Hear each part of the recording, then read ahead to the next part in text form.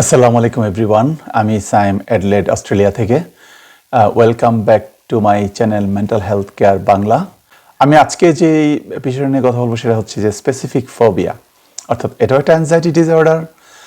এটা হচ্ছে যে এমন একটা ফিয়ার বা anxiety towards a specific object or situation.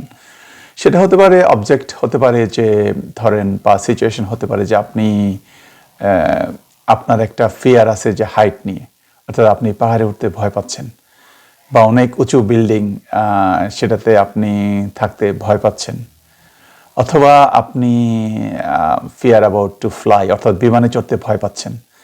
তো অনেক ধরনের কারণ বা রিজন থাকতে পারে সিচুয়েশনে। যেমন আমি আমার পার্সোনাল এক্সপিরিয়েন্স বলি, আমি কয়দিন আগে অন্য একটা স্টেটে বেড়াতে গিয়েছিলাম।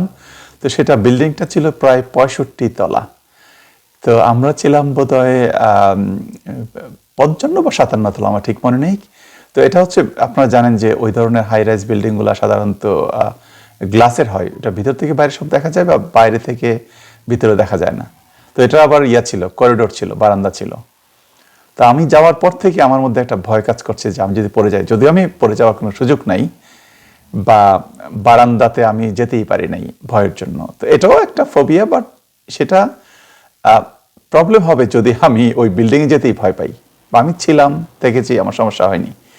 তো আমার কথা হচ্ছে ওইটা যে কোনো একটা ফোবিয়া যদি আপনার লাইফের হ্যাম্পার করে, আপনার ডেইলি অ্যাক্টিভিটিস, আপনার সোশ্যাল অ্যাক্টিভিটিস, আপনার প্রফেশনাল অ্যাক্টিভিটিস, তাহলে সেটা একটা প্রবলেম, আপনার স্টাডিজ। তো স্পেসিফিক ফোবিয়া বা স্পেসিফিক টাইপ অফ ফোবিয়ার যে কয়েকটা কারণ বা কয়েকটা সাইন্স অ্যান্ড সিমটমস নিয়ে আমি, বা কয়েকটা কমন ফোবিয়া নিয়ে আমি কথা বলবো। সেটা হতে পারে যে ফ্লাইং, অর্থাৎ আপনি ফিয়ার টু ফ্লাই, সেটা হতে পারে বিমান, সেটা হতে পারে হেলিকপ্টার, অথবা অন্য কোনো কারণে কিছু মানুষ সাফার করে এই ফোবিয়াতে।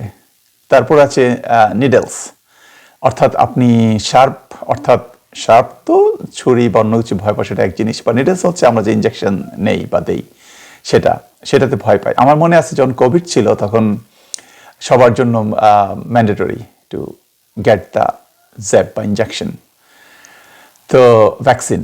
তো আমার মনে আছে আমার কিছু ফ্রেন্ড ছিল যে তারা নেয় নাই ভ্যাকসিন। কেন? তারা নিডল ফোবিয়া আছে তাদের মধ্যে, এবং এটা খুবই তীব্র, সেটা আমি দেখেছি।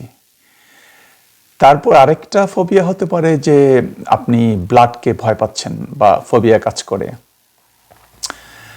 তারপরে হতে পারে যে আপনি মনে করেন যে জার্মস আছে কোথাও, সেটা আবার আরেকটা মেন্টাল হেলথ ডিসঅর্ডার বা ওসিডি, অবসেসিভ কম্পালসিভ ডিসঅর্ডার, সেটার সাথে লিঙ্কড। তো আমি সেটা পরে আরেকটা, যখন আমি ওসিডিতে আসবো, আমি সেখানে কথা বলবো।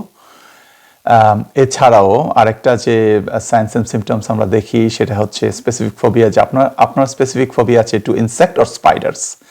তো সেটা থাকতে পারে, এবং সেটা যদি একটা ডিসঅর্ডারে পরিণত হয়, সেটা একটা প্রবলেম। তারপরে কিছু লোকজনের ফোবিয়া থাকে টু সি এ ডেন্টিস্ট, অর্থাৎ দাঁতের চিকিৎসক।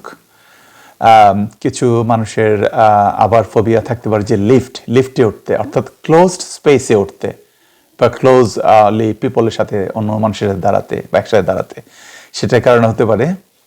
তো সেটা যদি ওয়ান অফ বা একবার দুইবার হয় সমস্যা নাই, বা সেটা যদি ক্রনিক কনস্ট্যান্ট একের পর এক সবসময় হতেই থাকে, মোর দেন 4, 5, 6 মান্থ, এবং সেটা আপনার ডেইলি অ্যাক্টিভিটিস, আপনার আলাদা লাইফের যে আপনার যে পার্টগুলো আছে সেগুলোতে ইম্প্যাক্ট করে, সেটা একটা প্রবলেম। তো সেটা হচ্ছে কমন ফোবিয়া। আমি যে কথাগুলো বললাম, যে এই জিনিসগুলোতে আপনার যদি এক্সট্রিম ফিয়ার থাকে, তাহলে সেটা একটা প্রবলেম।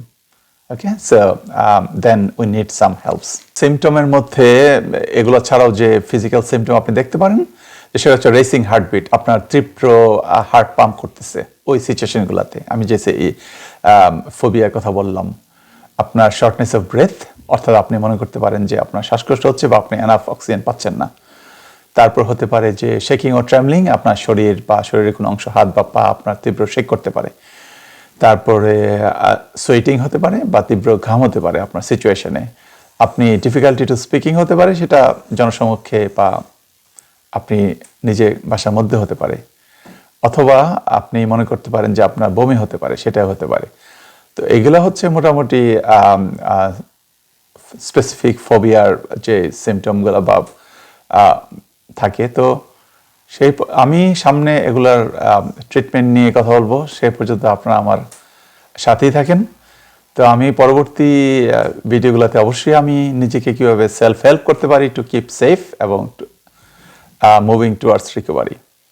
তো সেই পর্যন্ত আপনারা আমার channel mental health care Bangla সেটাকে সাবস্ক্রাইব করবেন, লাইক করবেন এবং সবার মধ্যে ছড়িয়ে দেবেন আমার এই কথাগুলা বাংলা ভাষাভাষী মানুষ, বাংলাদেশ এবং বাংলাদেশের বাইরে যে যেখানে আছেন সবার মধ্যে। পরবর্তী ভিডিওতে আবার দেখা হচ্ছে। সে পর্যন্ত সবাই ভালো থাকেন, stay safe, stay connected. Mental health care Bangla পাশে থাকেন। আল্লাহ হাফিজ, বাই।